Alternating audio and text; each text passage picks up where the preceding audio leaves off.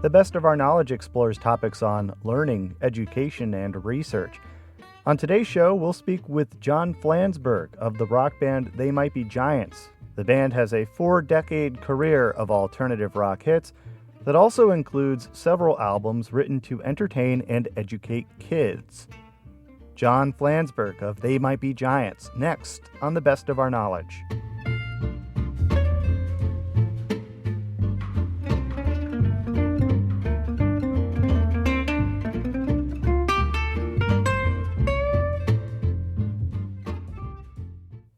You're listening to The Best of Our Knowledge. I'm your host, Lucas Willard. Formed in 1982, rock band They Might Be Giants has crafted hits about birdhouses, worms that are getting pretty good at the drums, and the changing name of an ancient city. The band has also cut several albums written to entertain and educate kids. In July, the band, comprised of core members John Flansburgh and John Linnell, has scheduled shows in the Northeast and California. I caught up with John Flansburgh about the band's 4-decade history.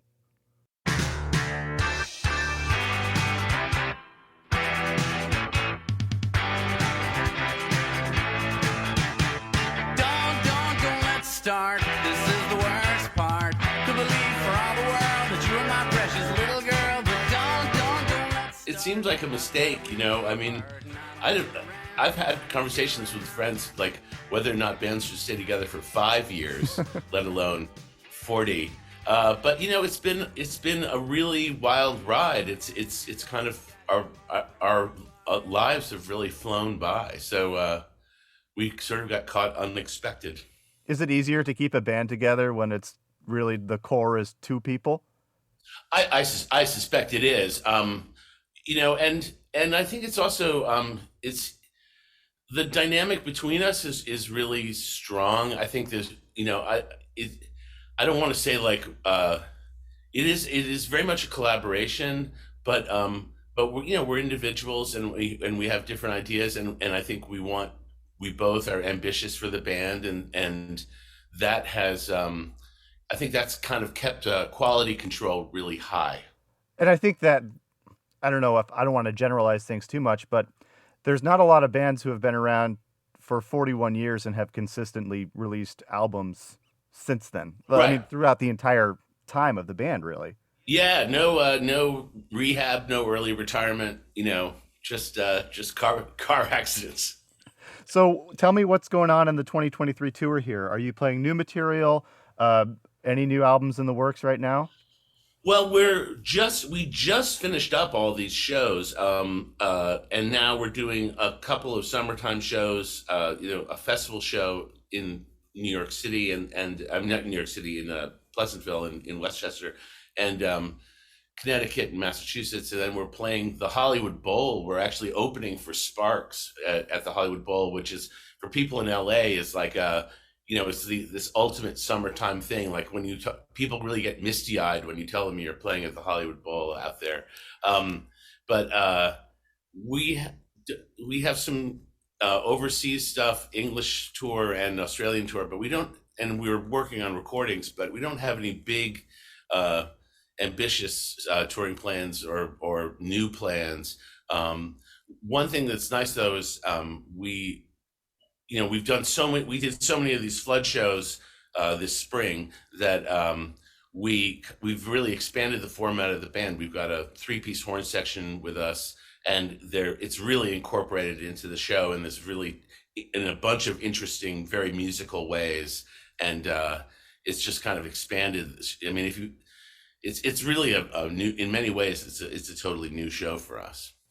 Talking about the Flood shows, Flood came out in 1990. Yeah. I want to think. Yep. And a lot of the songs on Flood, that was kind of a big hit for you guys, that album. It certainly was, yeah. How did that album change from going from a small-time band that started in the early 80s and then working, and then having this big break, really at the peak of this college rock alternative radio snapshot in time, I guess, this period of the late 80s, early 90s?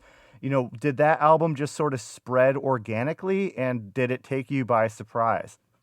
Well, it was sort of the culmination of everything taking us. It was sort of like I think there was like a 5 year continuous surprise run between like 86 and 91. Like everything kept on changing.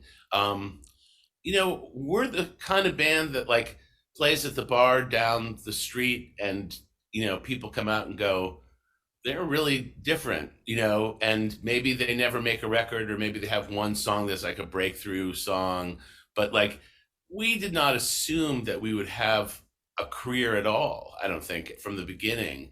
And so when we ended up on a major label and sort of having that Saturn V booster rocket of promotion lashed to us, that was a bit of an adjustment, but there'd been so many adjustments, and we had to sort of graduate from playing for crowds of 50 people. We did tons of shows in New York City in the mid 80s. Like every weekend we would play for very small crowds, and got very used to doing very rehearsed, elaborate shows for these very small crowds. And then that just all, we kind of graduated to real clubs and theaters in the late 80s, early 90s. And that was a huge adjustment, just sort of mentally, like to feel like, you can perform on a stage in front of 2,000 people and communicate anything at all. It's like, you've got everyone's attention, and the lights are all pointed at you. You've got microphones, and you need to say something. But it's like I think it's hard. It's hard not to have a little bit of imposter syndrome. Nobody's. I guess some people are born natural performers, but I don't think either John or I were. And so that was something that we had to kind of grow into. Probably the first They Might Be Giants song that I heard, a song from Flood, was Particle Man. Particle Man, doing the things a particle can. What's he like? It's not important. Particle Man, is he a dot or is he a speck? Sure. Because it was on Tiny Toons. Oh yeah. And I used to, I'm 35, so I was young when that came out. But it was on reruns all the time. And there's the video with all the cartoons running around and everything else. Yeah, well, that show, they only made a few episodes, and then it just got kind of cycled for years. And that was so it was sort of our lucky break to be in on the first group of animated things that they did. It sounds really cynical to say it, but we were on a van tour when the offer came over the transom, and I don't think, like a lot of things in life, there can be sort of two things happening at the same time. And our very first sort of blush of real mainstream success in 1990 with Flood, it was also, we had never been broker. We had never had less money. Like when we were doing our first couple of albums, we had day jobs, and we had good day jobs, and lived in, we were like, sort of risk averse people.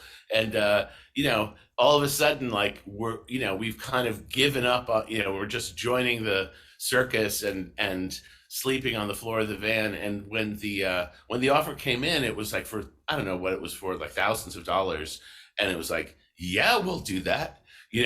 And that was for a long time, that was my main thinking about it, was like, that was a really good payday. And, but ultimately we found there are a ton of people in the world. There are a ton of people at our shows to this day, like you are probably, your experience is actually essentially the common experience of the front row of our crowds now. The Tiny Toons fans. Yes. They're all like, I first heard them on Tiny Toons. Yes. But you guys had all of these songs that did end up in cartoons and are still in cartoons, with Mickey Mouse and the songs for Disney. Oh yeah. So with that first inclusion in Tiny Toons, did that light a fire and say, okay, the paycheck is nice, but we can do things with an animated cartoon? We can write songs. Did you have an intention to write songs that would make good cartoons? Well, or did you naturally have songs that were, a little offbeat and were sort of enhanced by a cartoon? I think, we grew up with Bugs Bunny and grew up with cartoons, very much in that sort of TV generation of kids. I think we have a healthy regard for cartoons, and it's just fun to see stuff realized that way. I mean, we've done a lot of kids stuff, and a lot of the kids stuff we've done we've collaborated with animators of all sorts of different kinds, and there's kind of been a boom in animation in the past 20 years or so that people can do stuff with After Effects and do stuff at home, and it's just like there's a lot of creativity in that world. So no, it's just an interesting thing. I mean, I wouldn't say. I mean, I think all music works with animation really well. I think they're like it's a Reese's peanut butter cup of medium.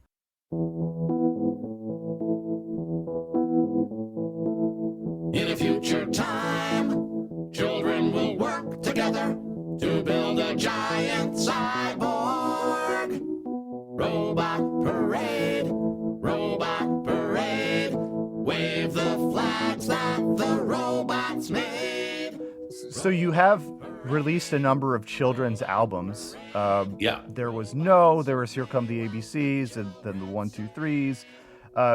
When you decided to release that first children's album, No, was there a moment in your life that really inspired you and John to write that? Or did you say, hey, we've been writing these albums that kind of have a mix of more traditional-ish kind of rock and roll lyrics and then a couple of really more silly ones?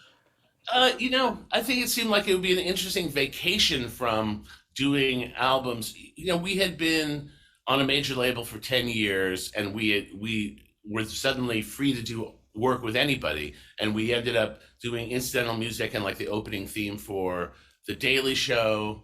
The theme was written by Bob Mould from Husker Du, but we did all that sort of horn-driven thing that you hear on The Daily Show. That was us, and we did the theme for Malcolm in the Middle. We were doing advertising stuff and incidental music for TV. John had a little kid, and we didn't really want to be on the road too much. So it was like an easy way, taking on these sort of outside jobs was an easy way to stay home. And the offer just came over the transom from Rounder Records, which was like a very idealistic, interesting, a record company that we knew about from growing up in Boston. They were like originally a New England based company, and they were like, we're doing kids records. If you're free to do it, do one. And it really seemed like it would be like a vacation from having to think about rock critics and having to think about commercial radio and having to think about all the things that you think about when you're having like a regular kind of pop music career. And it was a really interesting sort of writing assignment. Writing for kids is, it sort of strips you of all the things that of all the kind of preconceived ways you think of writing. And that was an interesting challenge. So we did it, and we also kind of did it in the free time. We were working under crazy deadlines for Malcolm in the Middle. Like the show went from being sort of in production to being on the air and being the #1 show on Fox. So everybody was calling us up and yelling at us about this or that for months and months of our lives. And so at the end of those recording session days, doing songs for the kids record was like our personal work after, when you, like, it's 5:00 and everybody can go home, but some people stay behind and do a little bit of their personal work. That, working in art departments in publishing, like that, to me, that's a very common memory. And you always know, like, people are really more into their personal work, and so we would sort of hang back at the studio and just work, put together another song for the kids record. So, oh, that's good, that's fun. And the spirit of sort of freedom, I think, is really in that first record. You can tell that, like, we're really enjoying ourselves. And and then when it came out, it was like insanely successful. That was the thing. Like, we thought we were making, essentially like a Christmas record or a Halloween record or something that was just going to be an incidental thing. And all of a sudden it was as big as the rest of our career that we had been, working on for a decade or more. So, it was just one of many, many surprises. Like, you just don't know how things are going to land. And, yeah, I mean, what's that expression? There's like in Hollywood, there's some expression that's like, nobody knows anything. And I feel like that really, I feel like I've learned that over and over again. If you weren't a rock star, would you be a teacher? I've done shows for kids, and I can tell you that teachers are vastly underpaid, um, because the kids are a really tough audience. I think I'd be a graphic designer. That would be my goal. Meet James Ensor, Belgium's famous painter. Dig him up and shake his hand. Appreciate the man. Before there were junk stores. One of your songs, Meet James Ensor, sticks in my head as an earlier one, but one that is kind of a history lesson. And you're talking about a specific artist, and I can't help but draw the comparisons to Jonathan Richman and the Modern Lovers. They did songs like Vincent van Gogh. Right. And No One Was Like Vermeer, other songs about painters. Well, and I guess that Pablo Picasso was their first song that, we grew up in sort of the same neighborhood that Jonathan Richman is from, like the western suburbs of Boston. So he actually played at local high schools in the early 70s when I was a kid. And so his music was probably more available to us than anyone anywhere else. He's just a great songwriter and definitely inspiring. But the original song that kind of kicked it off for us was actually written by it was on another New England label, and it was on a kids label. This song "Why Does the Sun Shine," which is also the working title would be like "The Sun is a Mass of Incandescent Gas." The sun is a mass of incandescent gas, a gigantic nuclear furnace where hydrogen is built into helium at a temperature of millions of degrees. Which we started playing in our show almost as like camp, because like if you were an adult, you grew up with this certain kind of vitamin-infused children's music that was like, this song is good for you. And there was something very like over the top about this song because it's just this information-stuffed song. And that's like a format that as soon as we sort of discovered it, it just seemed like a really fun way to write a song. And I guess like I'm trying to think, our friend Matthew Hill and John put together this song James K. Polk that was pretty much straight out of like an encyclopedia entry, and had all this information about James K. Polk, except for the fact it's really value neutral. Like James K. Polk was a terrible person, and but he was president of the United States. Something that we can all think about. He was James K. Polk, Napoleon of the Stone. Austere, severe, he held. Then once that sort of format was introduced, I think I just really I just drafted in behind it with Meet James Ensor. So along those lines, then, with these wordy scientific songs like the sun is a massive incandescent gas and all that, is that something that bounces right off kids? When you're finding you've kept up this educational kind of streak in writing kids songs for a while, do those wordy science-based songs really not grab kids like you think they did? You said that vitamin-infused kind of edutainment. Well, it's a really good question. I think if you do, when we did Know, the first kids record, our goal was to just not to have it be informative at all. Like it was not to improve kids at all. We were actually sort of went in the exact opposite direction, and it was just be like, let's make a record that's fun for kids to listen to. The truth is that like once we actually entered the kids world in earnest, the educational stuff was just a great way to frame a record, and it was sort of just a trampoline we could jump on to write a whole bunch of songs. And writing songs about language is really easy, but it's for a slightly older age group. I mean, the final kids record we did with Disney was about science, and that definitely was for 8, 9, 10-year-olds, because you just have to have a really different vocabulary. Life is made out of cells. Cells make copies of themselves, and they make copies of themselves, and they make copies of themselves. How has YouTube changed the course for the band? And you hear about iPad kids. Not Oh yeah. Well, you know what's interesting is that before COVID, people would come to our shows. All our shows are for adults. I should just reiterate, because I know people are thinking like, oh, I guess these guys are doing kids stuff. But our shows are not oriented towards kids at all. But there was this thing with adults where they would come to shows with these gigantic iPads and just be videoing the show with this screen up above their heads for minutes and minutes on end, if not the entire show.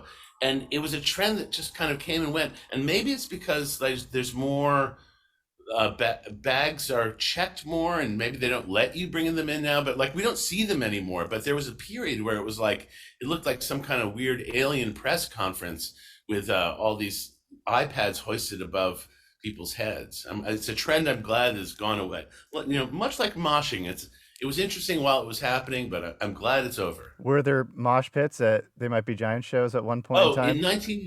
I can tell you, we were playing a show at the Newport Music Hall in Columbus, Ohio, in the spring of 1991, and people started moshing very early on in the show, and for 3 years straight, every show had a mosh pit threatening to formed, or just going full on. And then there was the sort of the ritual passing of the dude, who would get summarily dumped on the front of the stage, and then the security guy would have to push the guy off the stage. And it was just like this weird rock theater. It was grunge. It didn't matter what song. We could be doing the quietest song in the show, and people would be moshing. It was just like this. It was just a moment. So grunge came to you. Grunge came to us in a way. Yeah. So you mentioned Sparks earlier. You guys are now around 60? How old are you, if you don't mind my asking? Oh, I'm 62. So you're 62. Oh, no, I'm 63. So you've had this long career, and some of these artists who I think some might lump in the same kind of category as a little offbeat, unusual rock bands, like Sure. Sparks being one of the front runners.